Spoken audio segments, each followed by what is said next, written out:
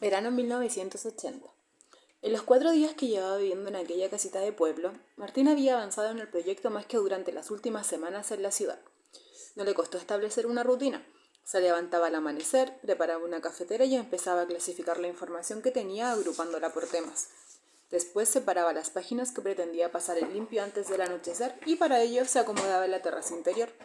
Era un lugar húmedo y lleno de vegetación que había crecido a sus anchas durante las últimas décadas hasta apoderarse de las paredes.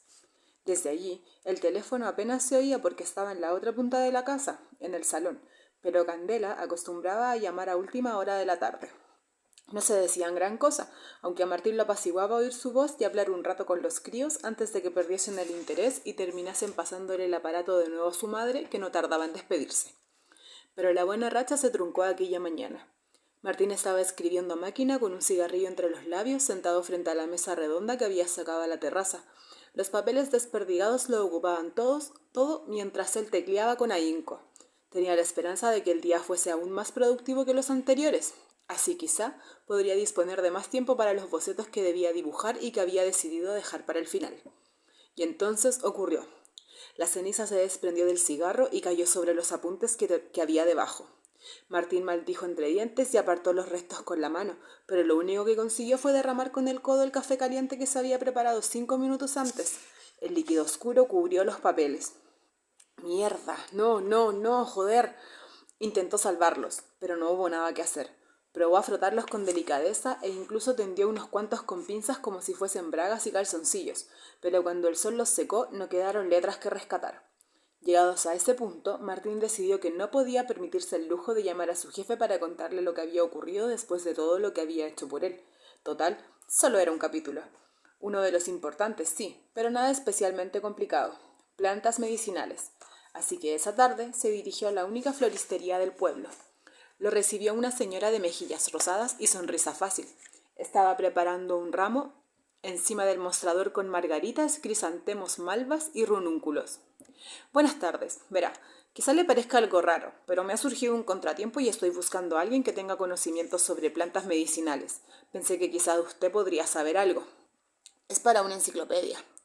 Así que eres el escritor, contestó ella. Imagino que sí.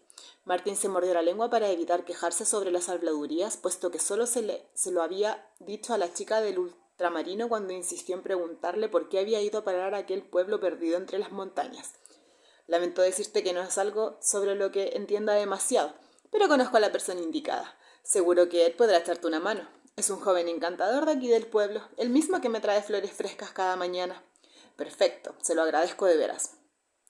Martín salió del establecimiento con unas indicaciones escritas en un papel, montó en el Ford y condujo hacia allí sin dificultad, no solo porque la lluvia parecía haberse disipado del todo tras su llegada, sino porque era fácil familiarizarse con un pueblo que tan solo tenía dos calles principales en las que se desarrollaba toda la vida social y una plaza. El resto eran viviendas adheridas alrededor como un anillo tras otro. La casa estaba a las afueras, apartada de las demás.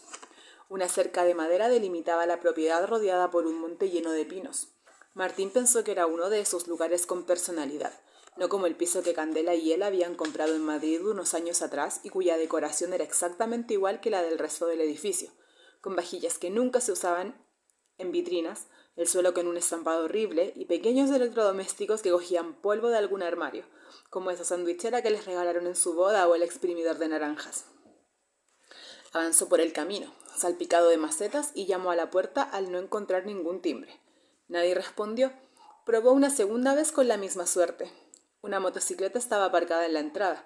Se oían golpes secos y rítmicos, así que Martín se tomó la confianza de rodear la casa para llegar hasta la parte de atrás. Y ahí estaba él, con una azada en la mano. Levantó la vista y frunció el ceño al verlo. ¿Quién eres y qué haces aquí? Busco a Isaac. Me dio su... ¿Para qué me buscas? No tenía unos modales exquisitos, eso desde luego. Martín suspiró e intentó mostrarse paciente porque le convenía, pero no le gustó el gesto hosco de aquel hombre. Parecía más joven que él, quizás 3 o 4 años. Tenía la piel dorada por el sol y el cabello cobrizo y alborotado. En su cuello colgaba una cadena fina de oro con una cruz que contrastaba con su escasa amabilidad. Se apoyó en el palo de madera de la azada. Me llamo Martín Gómez y necesito ayuda con un tema relacionado con las plantas medicinales. Estoy aquí de paso, me hospedo en la casa de un amigo. Verás, estoy escribiendo una enciclopedia, pero esta mañana mientras trabajaba derramé el café y la mitad de los apuntes quedaron inservibles. Y bueno, tragó saliva al enfrentarse a la mirada imperturbable del otro. Te agradecería un poco de ayuda. Así que no tienes ni idea de lo que haces.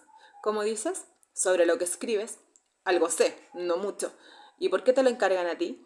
Pregúntaselo a mi jefe, bromeó, pero Isaac no se rió. Llevo varios proyectos al año, no puedo almacenar tantos datos, además tengo una memoria pésima, y si te soy sincero, sospecho que me contratan porque dibujar se me da bien. ¿Dibujan las plantas? Sí, eso intento, por lo que sé, tú las cultivas. Isaac se giró como si de pronto fuese consciente de que tras él se extendía una parcela inmensa repleta de color. Parecía uno de esos jardines secretos que salen en los cuentos clásicos de hadas. Había cierto salvajismo, pero también delicadeza en cada rincón.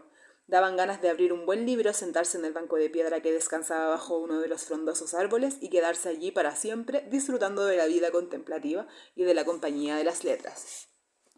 Así que Pilar te ha dicho que te ayudaría. Si te refieres a la florista, entonces sí. Qué altruista por mi parte, ¿no crees? Martín se quedó callado unos segundos para intentar dar con la respuesta adecuada. Sopesó sus opciones, que no eran muchas, y tomó una decisión. Podría pagarte algo, no demasiado, no tengo gran cosa.